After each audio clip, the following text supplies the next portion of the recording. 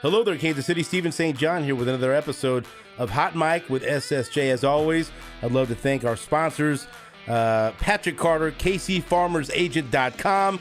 You need to go local. Don't worry about calling an automated system, somebody that doesn't live in Kansas City. Go with Patrick Carter. Go with someone local. Go with someone that cares and someone that listens to this podcast. Patrick Carter, KCFarmersAgent.com. And also CBD American Shaman with all the great products with the good friends at CBD American Shaman. Thank you for sponsoring Hot Mic with SSJ. For some reason, they've allowed us to do this now. This is episode number 31. Like, I don't know. Yeah, sure, whatever. Ben says yes, so here I am. But we have some guests, some authority figures. So maybe I should clean my filthy mouth up today. Coming up June 4th. Saturday night, June 4th at Municipal Auditorium, we're going to have Guns and Hoses, which is a great event. I was lucky enough to be the MC last year, and I'm serving as co-MC this year.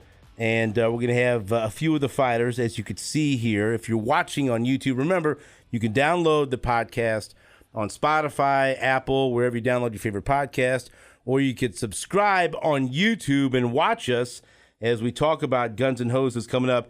KansasCityGunsandHoses.com to buy tickets. There's still a few tables left, some ringside seats. You can buy KansasCityGunsandHoses.com, or you can buy GA tickets at Ticketmaster. We have 3 fighters today that are going to be taking part for Guns and Hoses. They'll be fighting. We have Zach Stetzel, who is representing the Prairie Village Police Department. We have Danielle Peterson, who is a firefighter and EMT for the Douglas County Consolidated Fire District Number 1, and also EMT for AMR Topeka. It's a lot of initials. I don't know what it means. I don't know if I said it right, but I sure hope so. If not, I'm the dumbass. And then Parker Pruitt. I got this one. This is easy. Police officer in Raymore, Missouri for the Raymore Police Department. They will all be fighting on Saturday, June 4th, but they are here to talk about the event and talk a little bit about their background so you can get to know them. And then when you go to the fights, you'll have some fighters to root for. Okay, so let's start first with Zach. And Zach, as I mentioned, you're representing the Prairie Village Police Department. How on earth did you get talked into getting in the ring and fighting on June 4th at Municipal Auditorium? Well, wasn't really a plan at all. It was like from 2019. That was the last time we had somebody go from Prairie Village, and he had a good time. It was a good experience. Did he win? No, he did not. Oh boy, I know. Pressure. There's a lot of pressure on my guy. There's a lot of pressure. So there wasn't anybody signing up this year, and I thought about it last year. Didn't do it. Kind of regretted that. And so I decided to put my name in, and then there's also another person from Prairie Village that's going to be fighting as well, who's a detective for us, Detective Whittam. So, and so you better be with him. Don't be against him. Yeah. Did any of your superiors pull your aside and said, "Look, you got to win. You got to represent Prairie Village the right way. We lost last time. We haven't won in a while. You got to win." Is there any pressure from the department to get a victory? There's definitely pressure, and I would say more so from probably co-workers than the upper command, I guess. But yeah, there's definitely pressure on me. Okay, so why did you become a police officer? To help people. I know that seems kind of like the generic answer, but I've always wanted to be a police officer. Like ever since you were a kid, that's what you wanted to do. Yeah, I can't remember at one point I did dress up as a firefighter for Halloween and wanted to do that at one point. I've always wanted to help people. I've always wanted to be in a service type aspect, and police also, you get to have fun. Right. So that's why. And so you wanted to do this, and so then how did you eventually become a police officer? You went to school up in Iowa, mm-hmm. right? And you were a good athlete up there, and you're up in Iowa. And even when you're at Graceland University, even when you're up there, you're thinking, when I get out, I'm going to become a police officer. That was my goal, and it was by going to Graceland that I was able to meet somebody that was fairly high up in Kansas City, Missouri Police Department, and he just got me involved with doing ride-alongs in Kansas City, and I I don't even know, probably 20 or 30 ride-alongs, and then did an internship with them. What was the craziest shit you saw in a ride along? You know, honestly, I've seen more just working there, but Right. On the ride-alongs, I was in a foot chase on one. I'm trying to think of all the. So were you running along too? So you're. They weren't too happy with that. I don't think I was supposed to. Because I don't think that's a ride along. It's not a run along, Zach.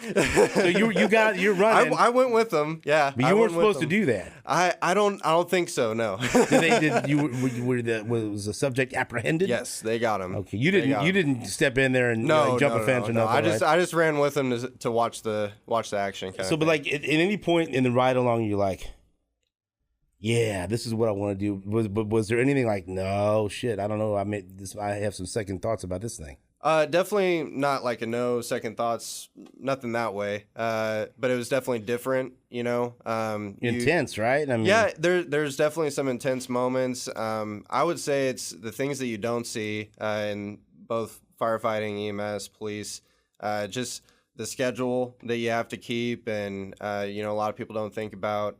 You know, yeah, you may have days off, but you've got court, you've got training, you've got all of these things, and so you know, it's very demanding career, but it's also very rewarding. What's the best part about being a police officer?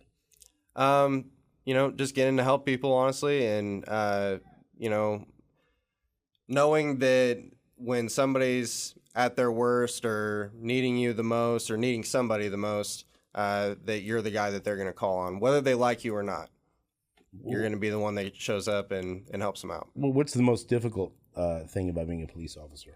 You know, there's some things that you see, you know, that's rough, but I think that, you know, I'm still early on in my career, and you just tough through it and get through it. So. Okay, so let's meet. So that's Zach Stetzel representing Prairie Village Police Department. He will be fighting Michael Perez of the KCMO Fire Department, and that's going to be coming up June 4th, Saturday night at Municipal Auditorium. Now we have Parker Pruitt, who's with us, and a police officer from Raymore Police Department. And so, same question for you. Yeah. What made you want to become a police officer? So like I said earlier, I wanted to be a park ranger. I had no intentions of really becoming a police officer. Why did you want to become a park ranger? Just, you know, being out in the forest and the woods, kind of do my own thing, you know, and, you know, I already had a background in law enforcement with the Navy kind of. So I was like, okay, this is the best of both worlds here, you know, and so I planned on doing that, and I did a couple ride-alongs with the park rangers, and I almost fell asleep a couple times. So I'm like, yeah, this probably isn't for me. So. You're right up on that on the mic. But so take me back to the Navy. So then, how old were you when you went into the Navy? Straight out of high school, 18 years old, didn't know anything. You know, very green, and you know, I was immediately went to Spain after 4 months of training, and served 3.5 years out there. Just doing, you know, basically police work out there. What was that like? For the base. It was pretty fun. It was way more chill than, you know, civilian police work. But, yeah, it was paradise, man. I mean, you go to the beach, you go to the gym, you know, you go to work, and that's it. That's your life. So it was awesome. Was there a part of you that wanted to keep doing that? I mean, that sounds like way you describe it, that's pretty attractive. Yeah, it's pretty much the consensus is that's the number one Navy base to be stationed at. So, but I was like, well, if this is the best, I don't want to go anywhere else to, you know, taint my view of the Navy. So I was like, well, let's just get out, you know, and become the park ranger as my plan had suggested. And so yeah, I ended up getting out. Probably should have stayed in, you know, wish I would have stayed in. Well, part of me does, but yeah, I got out. You know, everything works out for a reason, and I've, you know, got a wife and a kid now. I'm a part-time pastor at a church now, so I'm like, I got a lot of things going on. So sounds like it. So then the park ranger didn't work out, and then immediately you think, okay, I'll be a police officer. Correct. Okay, and so then what was that? Something you had thought about in case park ranger didn't work out? Is that you ever had that in your mind? Like, I might be a police officer as well.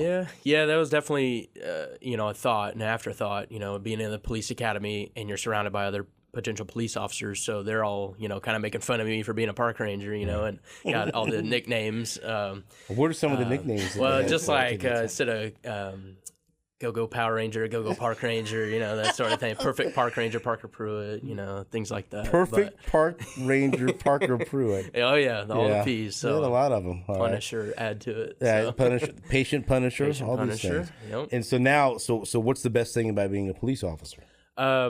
I would say, like Zach said, just seeing the looks on the faces of the individuals you're able to touch, and just help out on their worst days. A lot of times you're unable to help, certain people, but at the end of the day, you're protecting, you're serving your community. So that's really rewarding to me. And what's the most difficult thing? Staying awake on nights. Oh, really? Yeah. So what's your shift right now? So right now I'm on days 7 to 7, 12-hour shifts. So that's okay. Yeah, that's okay. Yeah, I'm good there. But yeah, man, just night shift is bummer, man. I can't do it anymore. I used to do it.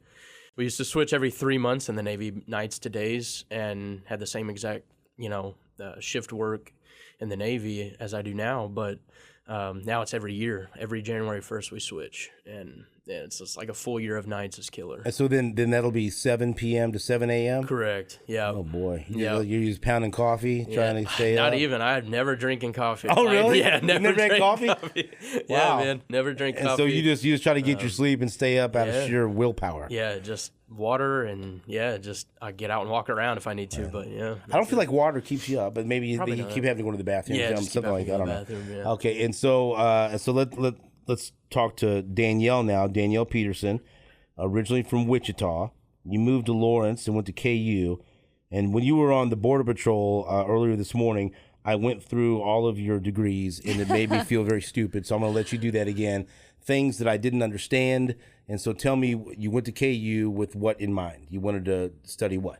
Okay, so I feel like that's not a completely fair question. I went in undergrad, started out in pre-nursing. Okay. So I was dead set on the medical field. Then I switched to business my freshman year, and then kind of within business got more focused into like technology, and then stayed with that for my undergrad, took about a year off, and then I went back for my master's and ended up getting a master's in IT with a focus in cybersecurity and a master's in homeland security. The end. Yeah. So is that something like, how did that come about? I mean, is that something that you were interested in before you got there? You thought maybe that's a path you would take? Or did that just kind of happen when you were at KU? So growing up, my mom was an assistant district attorney in Sedgwick County. So all of my life, I've been around like law enforcement, first responders. It's just been like ingrained in me. So like public service has always been of interest to me in some form. And then I guess when I got to college, I kind of took that in my own route and went about like the government way. So worked for the Department of Homeland Security, which has been amazing. And then my friend got me into firefighting. So I am kind of all over the place. But. So that sounds badass. So the Homeland Security, right? Yeah. So what did you do working for Homeland Security? So my agency is the Cybersecurity and Infrastructure Security Agency within the Department of Homeland Security. I know it's like Russian nesting dolls of like agencies, divisions, whatever. So I have been doing a lot of cybersecurity work with industrial control systems security. So like water treatment facilities, power plants, electrical grids, all of those like important things that we don't realize how important they are. We take it for granted. Yeah, but also how vulnerable they can be. So okay, so here's the dumbest question I'll ask in this hour I'm with you guys. And boy, that's saying something. 'Cause I got some dumb questions. And so, is anyone here on Facebook? yes. So okay, so you see the new profile pics people are doing of Facebook. You download the app and it turns your face into sketch, like a beautiful sketch, right? And so I see that, and then somebody posted, beware because the company or whatever is doing this is from Russia and they're using this and they're going to steal information off your phone or into your bank account, whatever. And so then I was going to download this app because I like the way it actually makes you look 20 to 25 pounds less than you do. I like this app. But then I don't want Russia in my phone. And so is Russia trying to get at me through this app that will sketch my face? I would stay away. Really? I would. Not saying like that's not the official like stance of anything. Personal opinion here. But that's not crazy talk when people post that. I mean, there's stuff going on. And like all of those things where like you input like or play those like fun games of like what's your childhood pet? Like what like let's come up with this funny name and then like half the time it's like let's see how many like password information things we can guess from you. Yeah. It's funny. Like, did you see that skit on Jimmy Kimmel like forever ago where they like went up to people and just like asked what their password was and like people just like said their password? Like it's like I really hope that was scripted, but I don't think it was. So stop downloading the app that makes your face into a sketch. Is yeah. What you're saying. Just we can all do a little bit less of social media. In my opinion. So then you became a firefighter and an EMT. How did that happen? One of my good friends, I was always like with him at the gym, whatever, like great guy. So he is a firefighter in Lawrence. And I mentioned to him one day about maybe possibly being interested in firefighting at some point in life. And he took that as like, okay, I'm going to go like talk to people right now and like he's recruiting get you. Yeah, he was like ready to go. So he talked to the chief of my department like, and that day I was called in for an interview, filled out an application. The rest is history. So I would imagine the best thing about being a firefighter, like what these two gentlemen said, is helping people. Yeah. Being able to help people. But what's the most difficult thing? Like, have you been part of fighting a huge fire, or like what's some of the most difficult things you've had to deal with as an EMT or a firefighter? It, like Zach and Parker said, just kind of like the calls. There's some like pretty heavy calls that you go on. Fortunately for my department, and I can imagine there's like all of the different like resources that our departments offer for like support is fantastic. But it is kind of crazy to think about like it's just another day at the office for us, but like that is potentially the worst day of some people's lives. So, you know, like it really turns on like the compassion and like putting yourself in their shoes is like insane, you know? I would like to ask this question of each of you, and that was very well put, but you know, the most important thing about Guns and Hoses is raising money for SAFE. And for people that don't know, SAFE provides immediate financial assistance to the dependent families of police, fire, and EMS personnel in SAFE's 12 county coverage area who were killed or suffered catastrophic injury in the line of duty. And that's a reality of the job that each of you face. And that's why you have tremendous bravery and you're able to do a job that many people aren't brave enough to do. And so I'm just curious, how do you deal with the pressure of your job? And you know, I would imagine, like you said, there are days when you go in and you're going to have to deal with people that are going through maybe one of the worst tragedies of their life. And you see things that many normal people will never see. And you have to deal with that and still do your job and control your emotions. How difficult is that when you're going through something? And I don't know, you know, any of the situations that you've encountered. I imagine you've seen many, many things that, like I said, most people will never see. But how do you handle the emotions of the job and that will, in a way that will allow yourself to continue to do the job that you need to do? Zach, you start with that. I don't think you can ever really prepare for that kind of thing, but I also will say that I think everybody sitting here and then people that do this job, you're either made for it or you're not, kind of thing. You find a way to make it through. I think that family is a huge thing. You know, when you come home, being able to kind of, you never turn off, but being able to turn off a little bit and kind of relax just a little bit with your family. And You have to have a tremendous support system. Yeah, absolutely. That gets it, right? Absolutely. I'm very lucky. My wife's a nurse, so she gets it. Okay, she totally gets it, and she understands a lot of the scheduling things and that kind of thing. So that's really nice. And I have a couple of dogs that I get to hang out with and relax with. And for me, working out, doing this competition, that kind of thing, it's a release as well. So weightlifting, running, whatever. That helps you release the tension that you get from the job, in my personal opinion. And then Parker, for you, same question. You have a wife, you have a daughter. You mentioned you're a pastor as well. Yes. So you have other things that fulfill your life. But again, dealing with the emotions to where you can properly perform the duties that are asked of you, that's very important. Absolutely. Yeah, for me, in between calls, I listen to 810 all the time, and it's kind of therapeutic, I like to listen to 810 more though. I encourage that, please. Of course, that's what I'd like to focus on. But yeah, man, just a book that I read was Emotional Survival. I'm sure he read it too.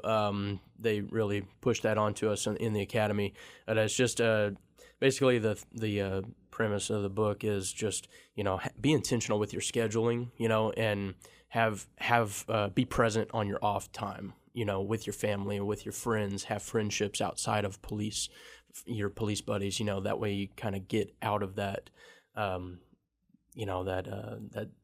zone or whatever you want to call it, and just get out of that deal. So I think it's great advice for anyone with any profession. Yeah, for sure. You know what I mean? Try to leave work at work, right, and enjoy the family and the ability to compartmentalize. Okay, so Danielle, the same thing for you. With being an EMT or a firefighter, you have opportunities. I'm sure that you help people in distress or can maybe even help save someone's life. But again, the emotions that you have to control those. It's even more important in those moments, right? Because someone's life could be hanging in the balance. How do you deal with something like that? Well, I think on any given call that we go to, the biggest thing is we're not alone. No one expects you as yourself to respond and handle that situation as an individual. So just having the support system at the department is huge. But then outside of that, my boyfriend is a firefighter, so he totally gets it as well. But then having an outlet, like these guys have said, whether that's family, working out, boxing, it's critical. And so tell me, and again, we're talking with a few of the fighters that will be competing at Guns and Hoses Saturday, June 4th at Municipal Auditorium. You guys have said the most important reason that you're doing this is the charity component and raising money for SAFE, which is there with financial assistance for the families of any police, fire, EMS personnel that may be killed or suffer catastrophic injury. And I would imagine that's very, very important to see the work that they do and anything that you can do to give back and to support that fund. So just maybe tell me a little bit about the importance of SAFE and why you're willing to go in there. And you're stepping out there and taking a risk to go and box. And you're doing this, I'm sure it's something you want to do, but at the end of the day, you're doing this to raise money for a great cause.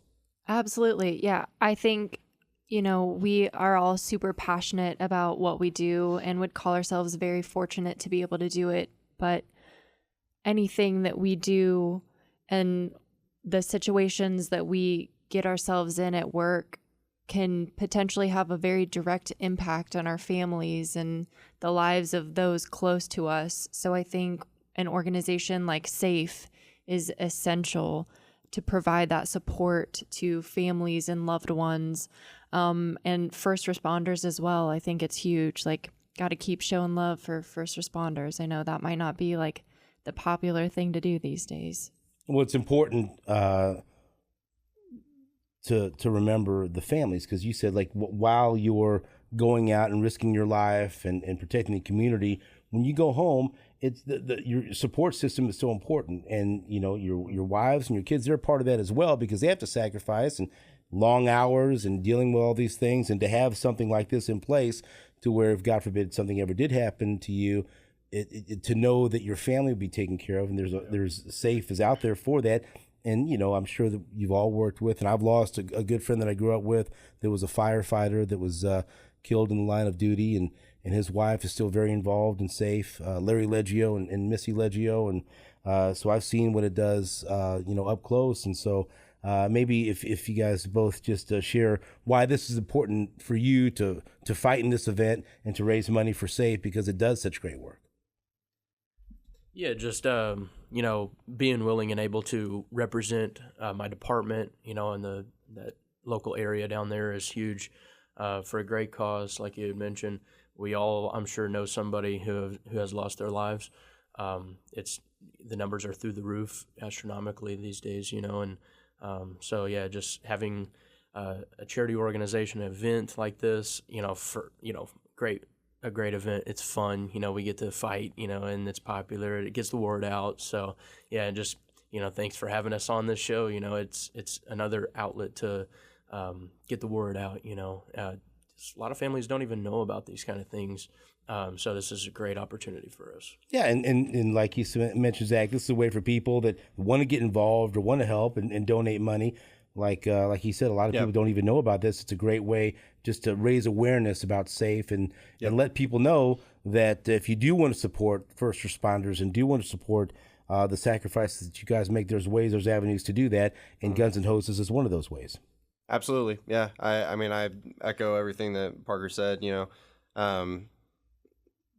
I can't think of a better way to spend your time, and I think that we appreciate it a lot, especially in these days, especially like what Danielle said. Sometimes it can seem like you don't have a lot of support, but I know, and I think we all know that, the vast majority, they may be the quiet majority, but they do appreciate us, and they do, they want to help us. And, I think for us, if that day comes, we want our families to be taken care of. And what SAFE's doing is awesome. And what's cool, I think, for you guys, too, you'll see a very vocal support in Municipal Auditorium, the people that do support first responders and want to get out there and do it in a fun way. So let's get into that, all right? So you're training. Tell me where you're training at, Leo, and what that process has been like getting ready for June 4th to get in the ring so you can go in there and you can win and you can represent Prairie Village. Right. Leo Marino, Boxing Club. He's out of Miriam. Awesome guy. I can't say enough about him. He's really active in the community, likes to have a lot of younger kids come in and, kind of teach them up, give them some confidence, that kind of thing. And then obviously he's also helped Guns N' Hoses for a long time. I think that he's got a lot of really good a lot of talent in that gym, right? Come through. So, he's great. The experience has been, it's different. I was a cross country runner and a track, guy. I kind of kept up with that, and I felt like I was in shape. But boxing is a whole other animal. So there's no one punching you when you're running cross country. Correct. And you don't have a mouth guard in or anything on, so it's different. I would imagine it's tough for you to be intimidated or nervous about something because you're a police officer out there risking your life. But was there any, when you first went into the gym and you see all these other guys and that's what they do, was there some level of intimidation? Like the first sparring. Oh boy. Oh yeah? Yeah. So what was that like? So you get in the ring and what happens? I'll be honest, I feel like they took it easy. That's all right. But it was different. First time you get, kind of rocked a little bit. To me, it was actually kind of fun. That was when I kind of realized, like, okay, well, this might be something that I enjoy. It's different and it's exciting. It's nerve wracking, especially thinking about like what you were saying on the Border Patrol show about how many people come and watch at Municipal Auditorium and kind of everything being like lights on you and that kind of thing. Nerve wracking, but also very exciting. See, because I've talked to firefighters and police officers. My trainer is a back in the day when I fought is Craig Cummings, whose nickname was Kid Fire because he was a Kansas City, Missouri firefighter. And he also fought for a world title. He fought in Scotland against Steve Collins, the reigning WBO super middleweight champion back then. And he's also fought fires and risked his life. And I would ask him, can you compare the adrenaline rush? Can you compare the feelings? And he said yes, it's very similar. The rush or the adrenaline you feel, running in to fight a fire, versus walking to the ring in front of 15,000 people that all want to see you get knocked out. And so so Parker, for you, what's this been like to prepare for this? Have you thought about what that's going to be like walking to the ring? You've served in the Navy, you've been in Spain on the beach, and now you wish you could go back. You're a pastor, you're a police officer. Have you imagined what this is going to be like? Because even though you've had all these experiences, this is going to be unique to what you've done. Right. Nothing prepares you for a fight like the beach, I'll tell you. Yeah, see, that's right. But depends on what beach you go to, right? Yeah, exactly. So yeah, you try to visualize it, and it's nearly impossible if you've never been in this situation. But I try to compare the adrenaline rush you get when you run code to a call, lights and sirens, and try not to wreck. Okay, so you just said that right there. So what is that like for those of us that will never experience that? Yeah, I was literally driving like 95 in a 40 the other day, just to an accident, and really really bad accident, and just.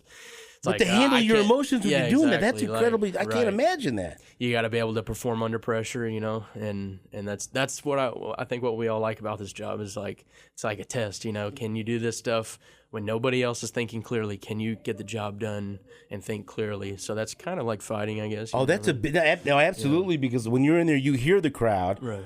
And even though you have a game plan, you want to respond to the crowd because they react to everything you do. Yeah. But it's the people that can keep their head and stick to their game plan and not be influenced by the crowd. Exactly. That'll separate the winners from the losers in this deal. Right. And it's an even playing field. Both have same 16-ounce gloves. Same gear and everything. So it's just fun. I think at least sparring has been fun so far. But we'll see once the actual has all when you dislocated your shoulder, was that fun? Was that the fun part? No, that was a bummer. You said it'd been fun. That didn't seem like that'd be fun to me. Yeah, I've had that happen. Right. But you feel 100% now. You're good. Yeah, I'm good. We'll see. We'll test it out and we'll see. And where do you train? Give a shout out to your trainer. Yeah, Michael Kelly is my trainer. Yeah, heck of a guy. He's out of Kelly Gym in Peculiar, Missouri. It's a great gym, and man, I can't thank him enough for just training me. And this is his first Guns and Hoses event, so it's kind of new for him, new territory for him as well. But yeah, it's been a rewarding process. Okay, Danielle, what about you? Talk about the gym that you're at and what that experience has been like preparing for this fight. Oh my gosh, it's been amazing. I want to give the biggest shout out possible to Animal Kingdom Boxing. Coach Daniel has been amazing. He's invested so much time and effort into his 3 boxers for this competition. So I'm in good company, so excited. I do have a little bit of martial arts experience, so I have sparred before, a little bit of martial arts experience, but honestly it does nothing for me here. I know I'm not trying to talk a big game or anything, but sometimes if you trained in a different discipline, it can work against boxing. Yeah. A little bit. And that was the thing too. So day one, I go in for training for this event, and we start at the basics, and I kind of laugh in my head oh, I got this. But your stance is totally different. The way you throw punches is different. It's all footwork. That's the most important thing in boxing. There's absolutely no kicking, which was crazy, kind of hard for me. But did you kick it all in sparring? Yeah. I one training session, my coach was okay, fine, you can kick me. So he held the mitts for me, got it out of my system. But boxing. Okay, so has anyone here in sparring gotten their bell rung good? Maybe you were seeing stars, you thought you might go down or take a knee. Have you had any of those moments where you took a good shot and maybe you're second guessing what you're doing, Zach? Your defense is too. You're saying no. I mean, I've gotten to the point of where I was like, oh, wow, okay, yeah, I got hit, but not to the point of seeing stars or anything like that. But like I said, I feel like the guys at Leo's gym, they're very professional. When you get confident, like what he was saying in the other show, if you seem a little bit cocky, that's when they're gonna they're gonna show you, and you'll learn a little bit more. But no, not to that level yet. Parker, you've been lit up at all in the gym? You get nailed, and maybe you didn't know where you was. Man, Big Pete, man, he destroyed my rib cage. This Big Pete keeps coming back from KCK. So they bring in this guy. So you're 225. 225. So they bring in a guy 250 pounds. Yeah. Now does Big Pete have a boxing background, or they just pull him off the streets? Like, hey, Big Pete, come in. So he comes in there, and so was he different than what you had sparred with before? So he comes in there and he, and right away you're in with something different. Right. So did he ring your bell, or what hurt you, or what surprised you there? Before him, I was only sparring guys who are like in their 50s, and hey, I mean, same weight, but but that's okay, right? These guys, but you were handling that. You like that? Yeah, exactly. Yeah, I was like, Big okay, Pete I'm comes actually in kind of here, good at this. And right? Pete, he set my you mind. straight. Yeah, he set me straight. So how much did you spar with him? Twice now, and the second time, my coach made me do a 30-minute round with him. A 30-minute Yeah, round. I was like, come again? Yeah, that's not legal. So But did you mean 3? Right, and so but he's helped you. Yeah, absolutely. You're better now. Yeah. Because so maybe if you win this fight, you owe some credit to Big Pete. I do owe him some all right? credit. Yeah, he'll be in my corner. So. Now, is Big Pete going to be in the corner? He's going to be one of them. Oh, this is going to be very good. Yeah. Okay, so then Danielle, for you were telling me earlier, you did have a moment when you took a good shot and you were questioning things. So what happened there? Yeah. Okay. So it's like it wasn't even a headshot too. It's like those body shots. Like those are worse than the headshot. Yeah, get ya. Like they just like totally got my like stuff like rocked. And like I have to admit, okay, it was like you guys from like a 12-year-old. Like it was so sad. And it was like the whole lesson was like what was it? What happened? A 12-year-old? Yeah. He like who trains at the gym as well. It was like open like you were training sparring a 12-year-old? And like so the whole like point for me right. was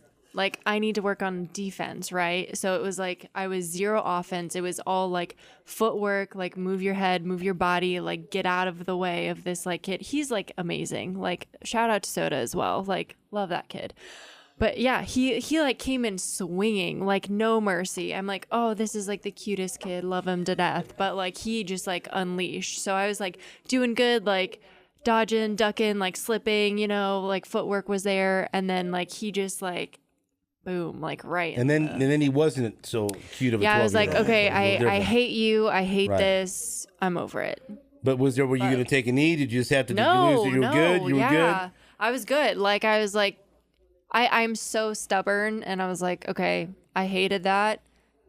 Let's throw down. Like, right. See, there you go. Kid. Did you punch the 12-year-old? Be honest. I don't think either Parker or Zach believe you. I think you cracked the 12-year-old. That's all right. It was in the ring. It's fair game. All right. Yeah, training. Okay, so before we wrap things up, and I appreciate you guys have had to do double duty with me, probably as boring as doing the night shift, and so I'm sorry. Hopefully you're staying up. Tell people why they should come out and support Guns and Hoses and what they can expect, Danielle, as long as you're not fighting a 12-year-old, what they can expect from you in the ring on Saturday, June 4th at Municipal Auditorium. It's going to be amazing. I've never participated in an event or watched the event, so but I've heard it's incredible. And that is like the main piece of advice that I've been given from former event participants is when you get out there and you get in the ring, just take a second and like appreciate, you know, right. Like the adrenaline kicks in, like you're in overdrive, but just like do what you can to like look around. Like the crowd is going to be amazing. Like the lights, the music, like I'm so excited. So it's going to be incredible. I think we're all like secretly like more excited for our like walkout like moment than we like to admit, you know. Like we've all like envisioned that like a time or two. Like, and what's the song? It's called I Just Want to Be Great. Like it's gonna be good. I don't know. One small bit of advice, like you said, find out beforehand somebody you know that's in the crowd, whoever's there to support you, right, where they're going to be sitting, and then when you get to the ring, make eye contact with them. And that just kind of that chills it out, and then you got that vibe, and then you're fighting for them or whatever. You know what I mean? Yeah. And so because you'll see fighters, and they'll look around, and they'll find their family or find their friends or whatever else, and that's always kind of a thing that they kind of centers you when you're okay. There they are. I got it. Yeah. So if I'm in distress, I'll look over and look at them, right? Yeah. Okay. And then Guns. It's going to be a great event. You can have a great fight. And any words for your opponent before? Oh my gosh. Okay, like we're representing the women. Like it's gonna be so badass. Like she is incredible. I have sparred with her before. She's an amazing opponent. Like it's gonna be amazing. Hell yeah. Kelly Green. KCMO Police, you better bring it on Saturday, June 4th. All right, Parker, same question. Why should people come out and support the event, and what can they expect when they see you get in the ring and take on Brian Young, also of the KCMO Police Department? All I can say is get your popcorn ready. Yeah. Don't go to the bathroom when you're in the ring because it might end quick, right? Right. It might. But you're also a patient punisher, yeah, so patient it might punisher. go. It might go the full distance. Right. So I'm just looking forward to a great fight for a great cause. It's a Saturday night. What else do you got to do? Get out, get the family out. And just enjoy some good entertainment. It's Saturday night and it's time to fight. And like you said, That's right. It's an electric atmosphere. I can't wait to hear you guys afterwards talk about what the experience is like. All right, you wrap things up, Zach. Why should people come out to Guns and Hoses, and what can they expect when Zach Attack makes his return to competitive athletics, this time in the ring?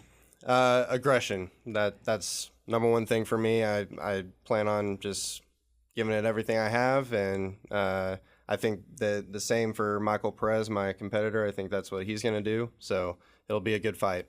And tackle what they're saying couldn't be for a better cause, and I'm excited. And he's KCMO Fire Department. Yes, he is. So that's theoretically, that's how it all started. It was Fire Department versus Police Department. Yep. So in your mind, you're thinking maybe Police Department's tougher than Fire Department, or is that? Just be honest. I'm just asking a simple question. I don't, I'm not trying to start I've got the numbers in here, so I'm going to say yes. I don't know. I feel like Danielle could hack into your entire life. It's true. She could. Cybersecurity or something. I don't know if you want to. Those are fighting words. All right. So again, thank you to Zach Stetzel, representing Prairie Village Police Department, Danielle Peterson, representing the Douglas County Consolidated Fire District Number 1, and EMT for AMR Topeka, and then Parker Pruitt, who is a police officer with the Raymore, Missouri Police Department. Thank you all for your service.